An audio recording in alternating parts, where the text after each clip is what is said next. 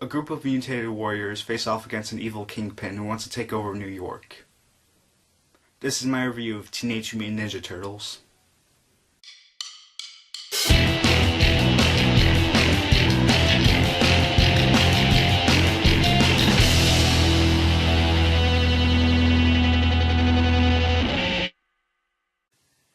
Finally, this review has come. Sorry guys, I've been a little bit busy with some other stuff. But anyways, so the new version of TMNT, I was really interested in seeing it to see if it was any better than the first installment of the original 90s trilogy of TMNT. And I have to tell you guys that after seeing this movie with my dad almost a month ago, I have to say that this movie was alright. The good points. I think the best thing coming out in this movie, in my opinion, was the reintroduction of the origin story of the Turtles. And I didn't like all aspects of the new origin story for the Turtles, but I did like some of the aspects. And I liked how it was similar to the original TMNT, where they told the origin story in like a 5-minute span, and that's the same thing that happened in this origin story. But I'll explain myself to the aspects of the origin story that I didn't like later on in the spoiler section. The next good point about this movie is that I thought the motion capture and the visual effects in this movie were done well. Because when the visual effects were used, at certain moments it's like, yeah, they had to go that way.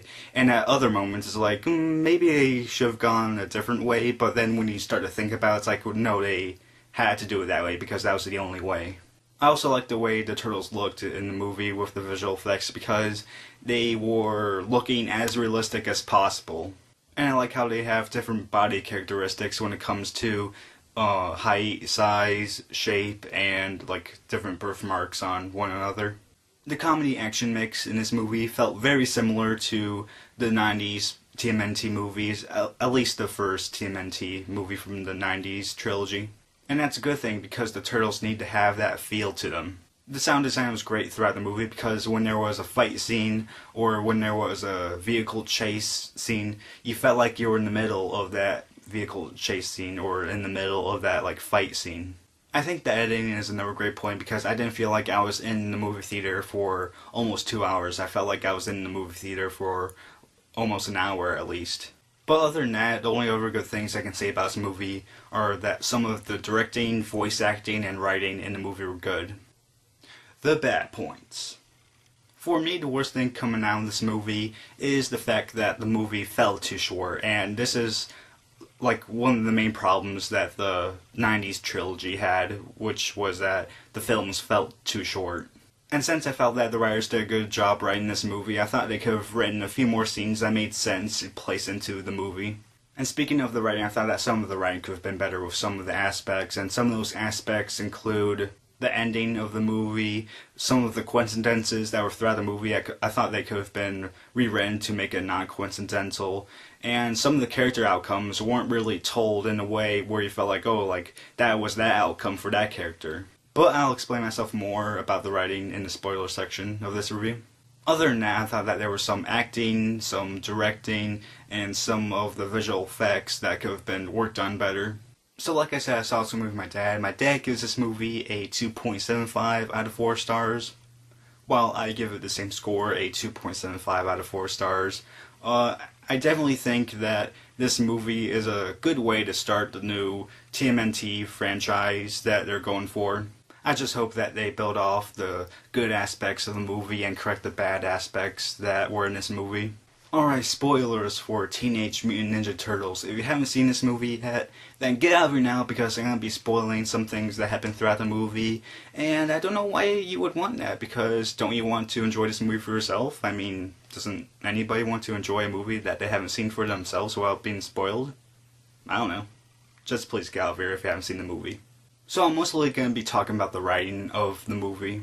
And the first thing I want to talk about is the new origin story for the Turtles in this movie. So I like the way they had this new origin story because in the original origin story, and I believe in the comics as well, it was that Splinter was from Japan and like taught himself how to do martial arts from his pet owner. And then Splinter came to New York and then he found the Turtles that were in this ooze, and then he got the ooze on himself as well, and then they mutated from the ooze. But in this version of the movie, they had Splinter and the Turtles as lab experiments. And I know that some fans are going to be mad about this because of how they, like, quote-unquote ruined the origin story of the Turtles, but in the way that it did, I thought it was fine. Because they had them as lab experiments, but then there was a fire, and then they escaped into the sewers where they grew from the serum that was already in their blood system, and they mutated it into the beings that they were. And then Splinter finds these martial arts books with these illustrations of how to do martial arts, and then he learns from that, and then teaches the Turtles how to do martial arts from there. So I like that part of the origin story, but the part that I didn't like was with the correlation with April O'Neil. Because we find out later on in the movie that April O'Neil is the daughter of one of the scientists that was working on the Turtles, and that April O'Neil had like a connection to Splinter and the Turtles, and she felt like they were her pets in a way. And she was the one that actually helped Splinter and the Turtles out of the fire and like threw them into the sewer where they would be safe, I guess. Yeah, I didn't like that part at all because, okay, if it was April's father that was the only one connected to Splinter and Turtles, then okay, that's fine. But since April was directly connected to Splinter and the Turtles at a young age, I didn't like that at all. Because this goes into the major coincidence of the entire movie, which is that April, after 20 years or so, finally crosses paths with like the Turtles when she's investigating the Foot Clan. And when that happened, I was like, yeah, right, not in a million years. And as for character outcomes, I was confused with what happened with April and what happened with the partner of April's father. Yeah, so for April, did she get her job back? Does she have a new job? Does she work on her own now? I mean, what's going on with her? Because we don't know, like, what her outcome is in, like, with her job or anything like that. And as for the partner that was working with April's father, like, did he get arrested? Did April tell the police about him and his correlation with the Foot Clan? Or did he get away and is hiding somewhere now? And the final thing I want to talk about is the ending, because the ending was a little bit weird to me. So the movie ends with April O'Neil and the guy that likes April going like under a bridge or something, and then all of a sudden like this van comes up and it's the turtle van, and then all of a sudden like Mikey presses the wrong button and this like rocket launcher hits the guy's car or something, and then as the van is going away, Mikey pops up the back door and is singing to April O'Neil or something like that, and then a few seconds later the movie ends, and it's like, man, that was a little bit weird for an ending. And I say that's weird because it didn't feel like an ending where you would feel like there would be a sequel to this movie. Because this ending felt like a one-off, sort of. But hey, that's just me. So that was my review of Teenage Mutant Ninja Turtles. Hope you guys liked it. And other than that, guys, that's it.